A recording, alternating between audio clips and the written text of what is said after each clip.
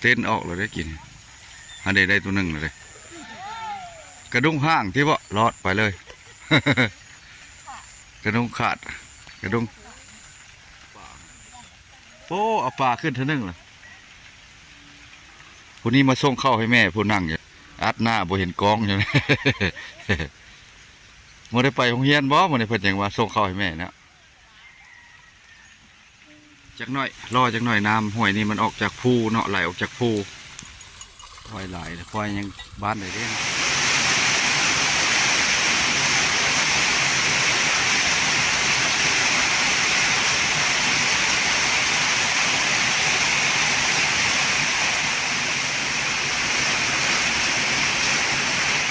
น้ำไหลเต็มมืดทุ่งนาพี่น้อง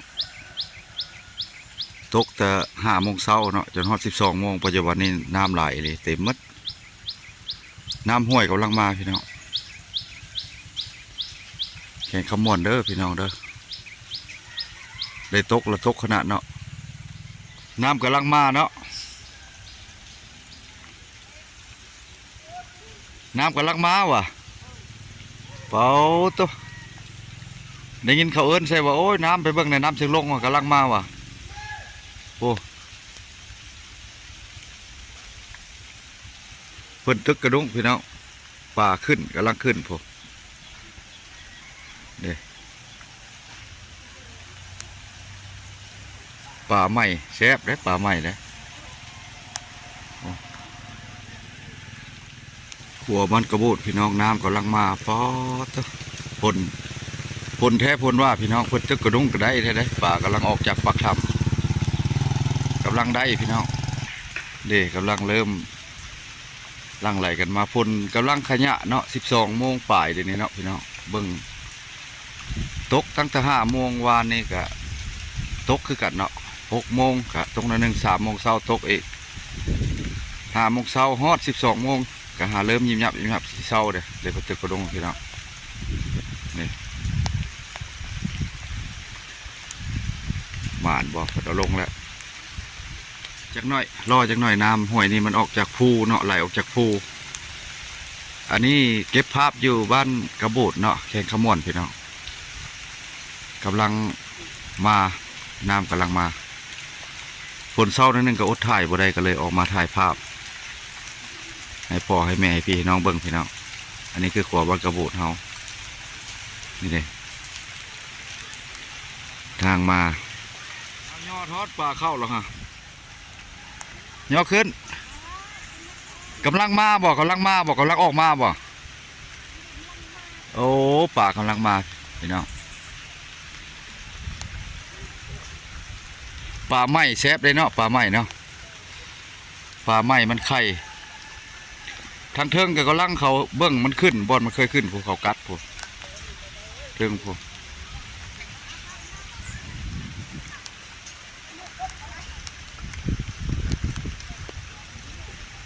โอ้ยป่ากำลังมา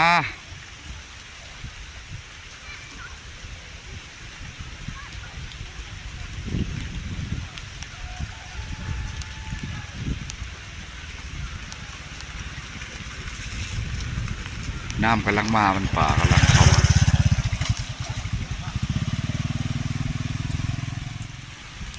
ตลาดเพิ่นบ่เปิดสำเนาะฝนตกตลาดน้อยบ้านกระโบดเฮาเพิ่นบ่ทันได้เปิดฝนตกเพิ่นก็เลยบ่ได้เปิด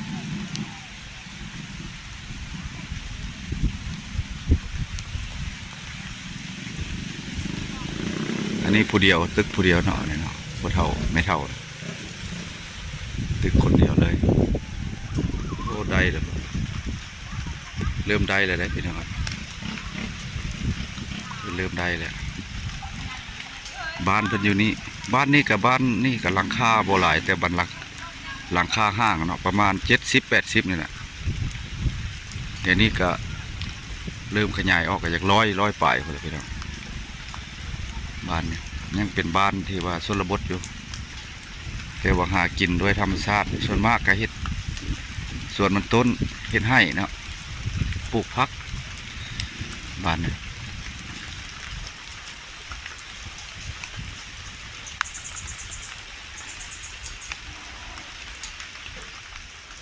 มาตะดนแล้วบ่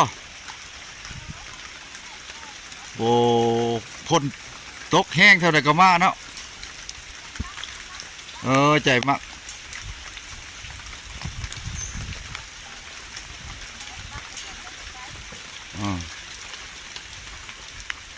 น้ำกำลังมาพวกกำลังตึกกระดุงได้เนาะน้ำกำลังไหลเข้ามาอยู่ปากห้วยเสียงลงเฮานี่คนกำลังล่างมาฝนเศร้าเริ่ม12 โมงเนาะเพิ่นออกมาตึกกระดุง12 โมงไปเดี๋ยวนี้บ่ายโมง9 นาทีก็เริ่มอยากตกอีกละฝนนี่ยิ้มยับอีกละ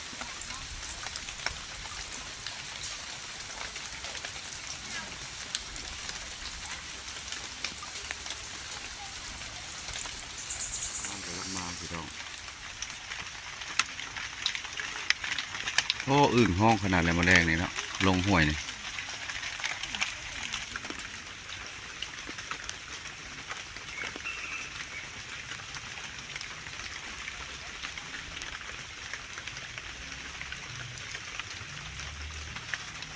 ได้มานอยู่บ่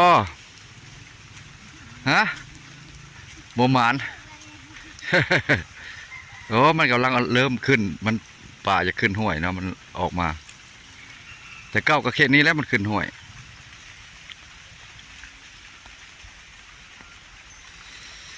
ป้าแต่อีนางหนาวบ่เอาคันห่มกั้งไอ้บ่นะโอ้เอาปลาขึ้นเท่านึงล่ะผู้นี้มาส่งข้าวให้แม่ผู้นั่งอยู่อัดหน้าบ่เห็นกองอยู่ บ่ได้ไปโรงเรียนบ่บ่ได้เพิ่นหยังว่าส่งข้าวให้แม่เนาะปลาไม้แซ่บอยู่ดอกเนาะปลาไม้แซ่บอยู่เพิ่นบ่ให้กินปลาไข่เด้อตัวใดไข่ละป้อยเด้อตัวใดไข่ละป้อย เพิ่นว่าให้มันไข่ไว้ไข่วะตัวใดไข่มันแห้งแซ่บมาแล้วเนาะ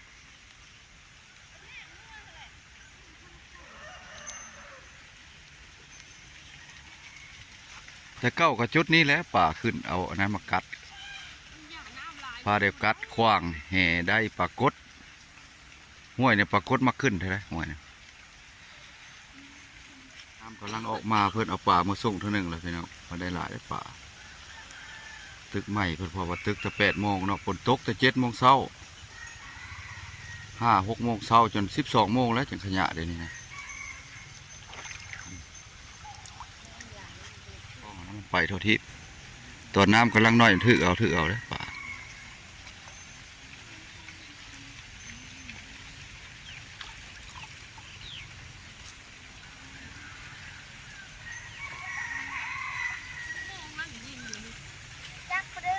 บ่ายโมง9 นาทีท่านยากเข้าละป่ากำลังสีมาไปสียากแล้วปะเนี่ยบ่ายโมงไป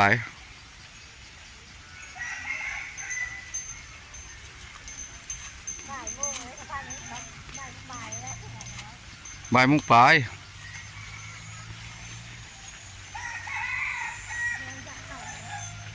โอ้เห็นมาแต่เช้าก็ยากแล้วนะแต่8 โมงให้ลุงให้ผัวเข้ามาส่งป่ากำลังได้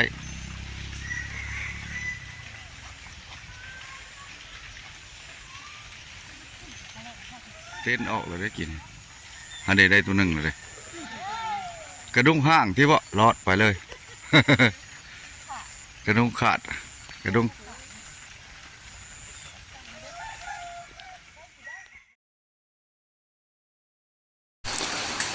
ออกมาเบิ่งเพิ่นตึกกระดุงพี่น้องอยู่ห้วยเสียงลงเฮาแข่งขม่วนเนาะก็พอได้อยู่เพราะว่าแดดมาหลายวันแล้วสังขารล่วงแต่ว่าตกแต่5 โมงเช้าฮอด12 โมงไปเบิ่งตึกกระดุงคลิปนี้ก็บ่มีหยังวิดีโอนี้ก็ขอหยุดพักไว้เพียงซ้ำนี้พี่น้องคลิปหน้าคลิปในไปพบพ่อกันใหม่พี่น้องไปก่อนเด้อหมดสุขุสุคนพี่น้องเฮาไปก่อน